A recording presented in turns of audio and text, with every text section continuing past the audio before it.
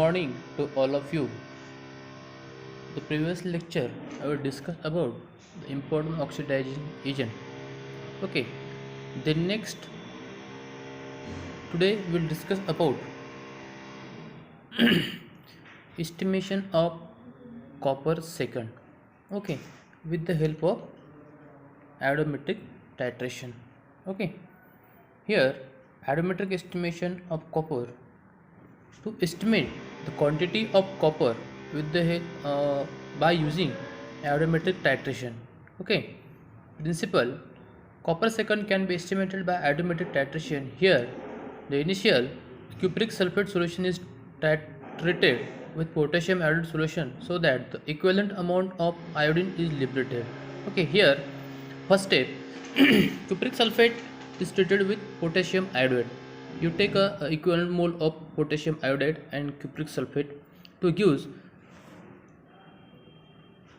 a important oxidizing agent. Iodine is liberated.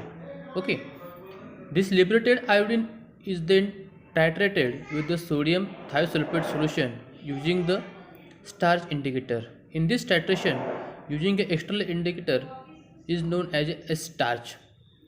In this titration, the starch as an external indicator. Okay, here the liberated I2 is added with sodium thiosulfate solution added with 2 to 3 drops of starch indicator to use sodium iodide and sodium thiosulfate. Okay, the indicator shows change from blue to colorless or white. Okay, the indicator indicates how in which which which which position at the equivalent point or color due to adapt color change from blue to colorless. Okay. म्हणजेच काय की reaction कुठं complete झाली हे आपल्याला कोण सांगेल? Blue कलरचा हा कलरलेस म्हणजे स्टार्च इंडिकेटर आपण ज्यावेळेस यूज करू त्यावेळेस आपल्याला ही रिॲक्शन कंप्लीट झाली हे कोण सांगेल? तर आपल्याला इंडिकेटर स्टार्च इंडिकेटर आपल्याला सांगेल. Okay. Hence the end point of titration we can determine the strength of copper sulphate solution. आणि मग त्या एंड पॉईंटच्या ॲटलिस्ट 2 ते 3 रिडिंग घेऊन त्याचं कॅल्क्युलेशन करून आपल्याला स्ट्रेंथ कॉपर सल्फेट सोल्युशनची आपल्याला काय स्ट्रेंथ डिटरमाइन करता येते. ओके. आता नेक्स्ट आहे iodometric estimation of copper second procedure. Okay. आता हे जे एस्टिमेशन आहे याची जी एक्झॅक्ट प्रोसिजर काय आहे ते आता आपण बघू. First, preparation of standard copper sulphate solution A. मग आपल्याला ए आणि बी टाईपचे 2 सोल्युशन घ्यायचे. पहिला जो आहे A that is a known solution किंवा ज्याचं कॉन्सन्ट्रेशन आपल्याला माहिती आहे दॅट इज अ सोल्युशन ए.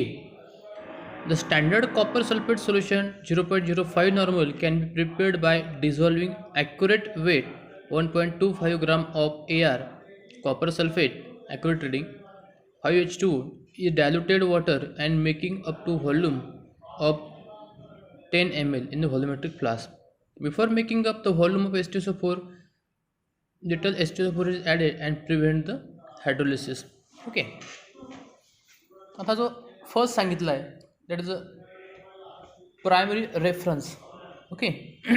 काय सांगितलं आहे की 1.25 ग्राम हे कॉपर सल्फेट घ्या पर्टिक्युलर अमाऊंटमध्ये व्हॉल्युमेट्रिक फ्लास्कमध्ये एक पर्टिक्युलर मार्कपर्यंत काय करा वॉटर फिलअप करा आणि एक त्यातलं 10 ml सोल्युशन हे कोनिकल फ्लास्कमध्ये घ्या आणि कोनिकल फ्लास्कमध्ये घेतल्यानंतर त्यामध्ये लिटल अमाऊंट म्हणजे 2 to 3 ड्रॉप्स कॉन्सन्ट्रेटेड H2SO4 त्यामध्ये ॲड करा. म्हणजे जास्तही करू नका त्याचा हायड्रोलिसिस होईल. Okay. Then standardization of sodium thiosulphate और hypo solution. Okay.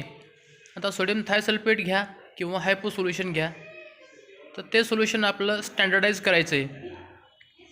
10 ml of copper sulphate standard solution A is taken conical flask with the help of pipette. This solution NH4OH is added dropwise till deep blue color is obtained. NH4OH is added neutralize the mineral acid H2SO4 prevent the copper sulfate present in the copper sulfate solution. काय सांगितलं आहे की आपण जे solution ए बनवलं आहे ते solution ए copper सल्फेटमध्ये घ्या कॉपर सल्फेट सोल्युशन कोनिकल फ्लास्कमध्ये घ्या. त्यानंतर त्यामध्ये ड्रॉपवाईज अमोनियम हायड्रॉक्साईड ॲड करा. कुठपर्यंत ॲड करायचं आहे की त्याचा डीप ब्ल्यू कलर जोपर्यंत आपल्याला येत नाही तोपर्यंत त्याला काय करायचं आहे, ॲड करायचं आहे. Is obtain. NH4 is added to neutralize the mineral acid H2SO4. Okay.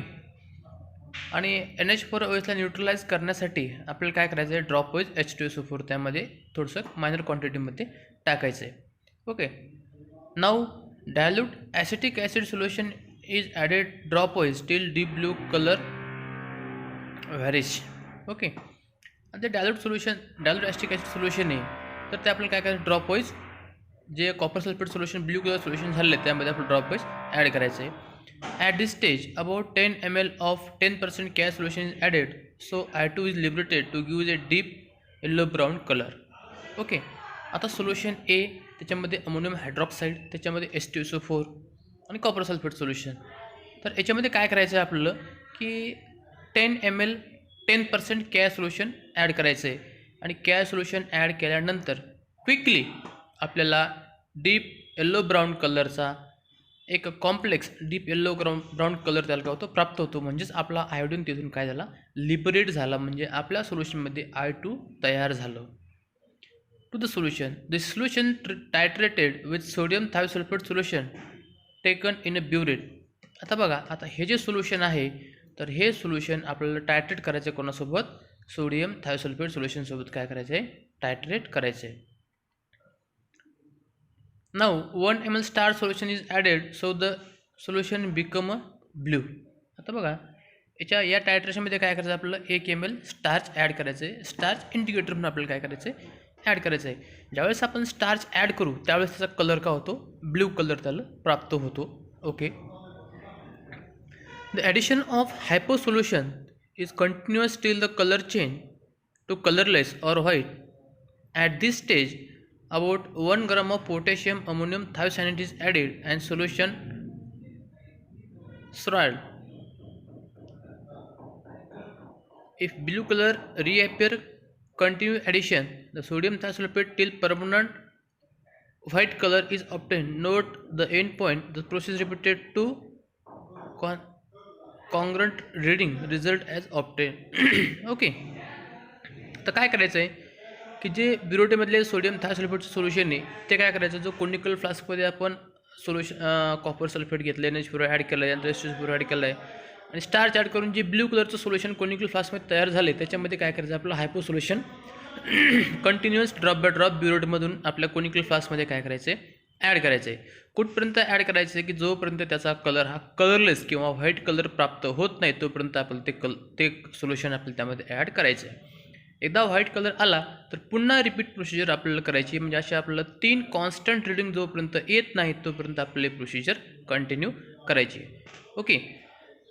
The process is proceed till 2 concordant reading result as obtain. म्हणजे 3 रीडिंग येईपर्यंत आपलं रिझल्ट काढायचं आहे आणि त्याचा शेवटी ज्या 3 रीडिंग येतील त्याचं काय करायचं आपल्याला नंतर मीन काढायचं आहे. हे जनरल आपण व्हॉल्युमेट्रिक टायट्रेशनमध्ये आपण हे करत असतो. ओके. तर हे मित्रांनो लक्षात ठेवायचं की व्हॉल्युमेट्रिक टायट्रेशनमध्ये आपल्याला ॲटलिस्ट कोणत्याही टायट्रेशनच्या आपल्याला ॲटलिस्ट 3 रीडिंग ह्या घ्याव्या लागतात. त्याचा मीन काढून नंतर पुढे ती कॉन्स्टंट MBR मीन ब्युरेट रीडिंग आपल्याला कॉन्स्टंट ठेवावी किंवा काढावी लागते. Okay.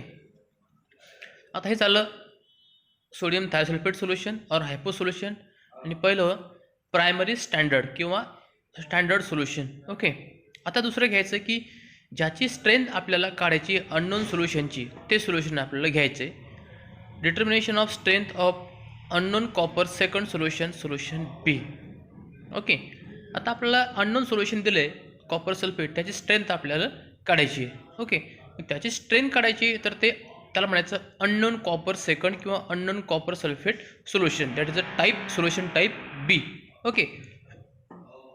The volume of given unknown copper sulfate second solution is made up of 100 ml. This is a copper sulfate solution B. 10 ml of this solution is titrated with the same thiosulfate hypo solution and proceed given in the step B.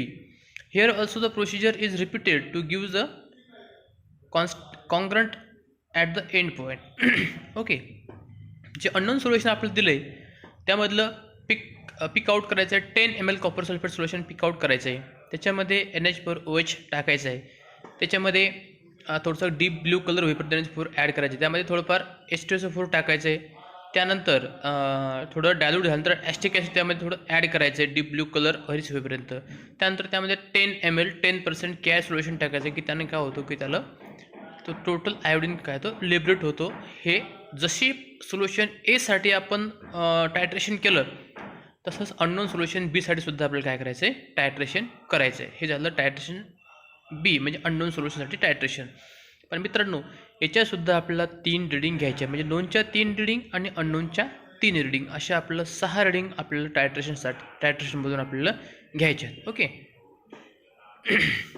Next आहे याचं calculation कसं करायचं. Okay. ती strength आपण कशी मिळवणार, unknown copper sulphate सोल्युशनची strength आपण कशी काढणार. तर मित्रांनो बघा, observation and calculation it is total part of practical. Okay. हे जे आपण बघतोय estimation of copper second solution, तर ही जी स्ट्रेंथ आपण काढतो हे टोटल प्रॅक्टिकल्स आपल्याला आता 4th आणि 5th सेमिस्टरला आहे. Okay. Suppose weight of copper sulphate dissolve in 100 ml of standard solution. तुम्ही 100 ml वॉटर घेतलं, त्यामध्ये particular amount copper sulphate solution त्यामध्ये टाकलं आहे, तर त्याचं जे वेट होईल ते होईल W ग्राम. ओके.